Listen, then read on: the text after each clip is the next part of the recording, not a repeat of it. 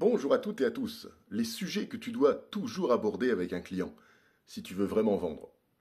La plupart des vendeurs parlent, mais ne parlent pas des bonnes choses. Ils présentent, ils argumentent, ils détaillent, mais ils oublient l'essentiel.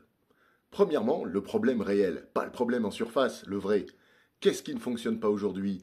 Où ça bloque vraiment? Qu'est-ce que ça coûte? Tant que ce problème n'est pas clair, la vente est impossible. Deuxièmement, l'impact du problème. Un problème sans conséquence ne crée pas d'urgence. Donc tu dois creuser combien ça vous coûte, qu'est-ce que ça empêche, qu'est-ce que ça freine. Le client doit ressentir cet impact. Troisièmement, l'urgence ou son absence. Pourquoi maintenant? Si la réponse est floue, la décision sera repoussée. Donc un bon vendeur comprend pourquoi c'est le bon moment ou pourquoi ce n'est pas prioritaire. En quatrièmement, le résultat attendu. C'est que le client ne veut pas ton produit, il veut un résultat. Donc, à quoi ressemblerait une situation idéale? Qu'est-ce qui aurait changé concrètement? Tu vends une transformation, pas une solution. En 5, voyons les freins et les peurs. C'est ici que beaucoup échouent.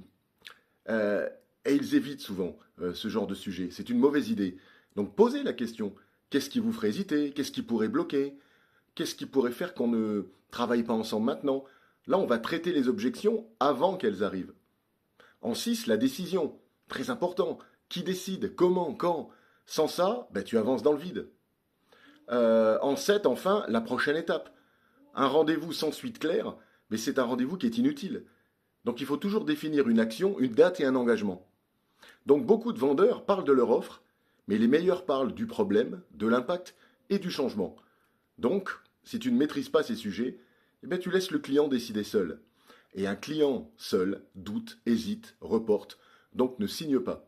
Un grand vendeur ne parle pas plus. Il parle des bonnes choses. Bonne journée, à très bientôt. Partage et abonne-toi. Au revoir.